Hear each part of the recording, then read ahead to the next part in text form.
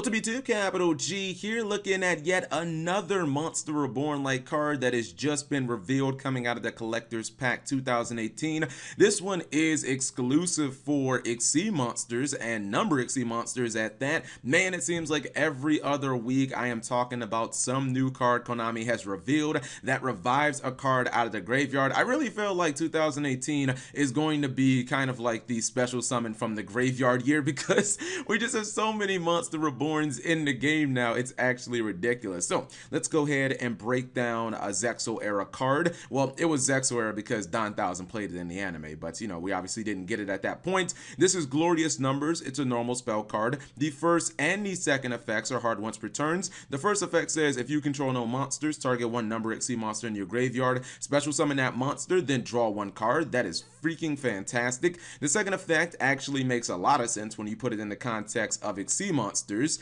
It says you can banish this card from your graveyard, then target one number monster you control. That's the cost. Attach one card from your hand to that monster as XC material. That obviously makes a lot of sense because we know that a lot of XC monsters, when they don't have any materials, they're really not all that good. In fact, it's very rare you actually see somebody revive an XC monster, generally not as good as like Synchros, Fusion, or Lynx when they're brought back from the graveyard because, you know, they don't have any XC materials, and that's obviously a way to put a card from your hand as an XC material, and it's optional, so it's not like you have to do it. I think that the first effect is obviously very strong. Being able to get a Monster Reborn for any one of your number XC monsters and then get a draw is fantastic. If it didn't have that draw in it, I'd just be like, I would forget about this card because, you know, there is a downside, the fact that you have to have an open field. So this is probably not a card you're going to be using during your first turn unless something, I guess, unfortunate happens, like you summon one of your numbered XC monsters, it gets hit with, you know, Bottomless or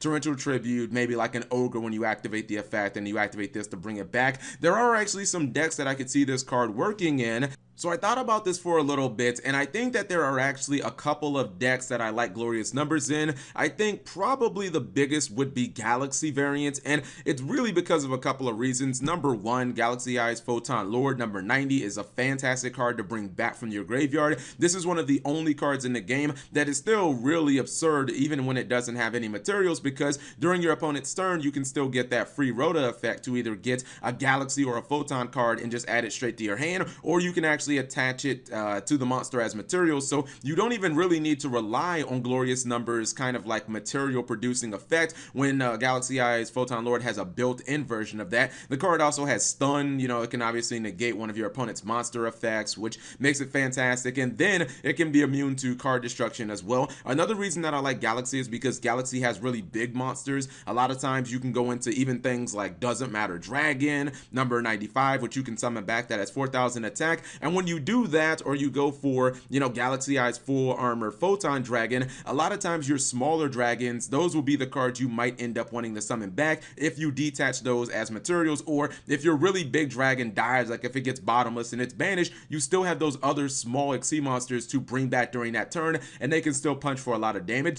The other would probably be something like Utopia, and if you guys don't know what I mean when I constantly say like a Utopia deck, basically it's a rank 4 spam deck where you play things like Goblinberg and 10 Goldfish, Summoner Monk, Kage Tekage, cards that allow you to easily drop 2 level 4s in a turn, sometimes even more than that with like Hat Trigger, etc, etc, and then you kind of combine that with XC Change Tactics, you go into Utopia monsters, and then a lot of times you draw like 3 to 5 cards in a turn, depending on how many Utopias you actually summon. Utopias could work because a lot of times Utopias want to end up on Utopic Zexal, which is kind of like that really powerful stun card. If something really tragic happens, like that dude ends up getting kaiju'd, or you end up having him like, you know, hit with like a Ghost Ogre, that would be very bad, and it gives you a way of getting like your Utopias back.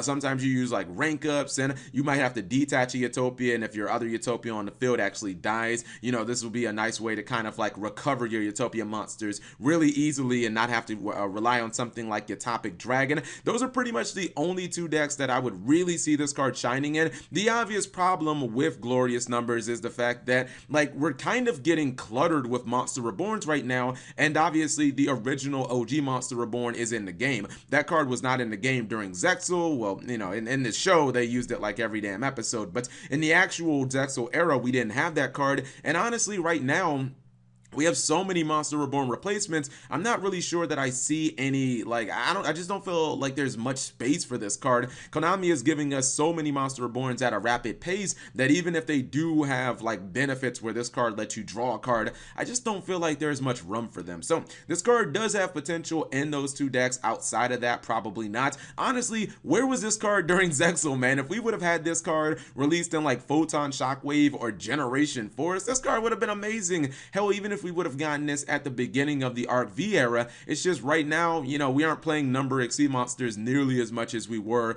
you know, 3-4 years ago, and Master Rule 4 really hurt the XC archetype. So you guys let me know what you think of Glorious Numbers. Great potential, just probably won't see a lot of play just because we have Monster Reborn and so many other Reborns. Anyways, leave it in the comment section below. Thank you guys for watching. As always, subscribe if you have not already. Turn on that notification bell for daily videos.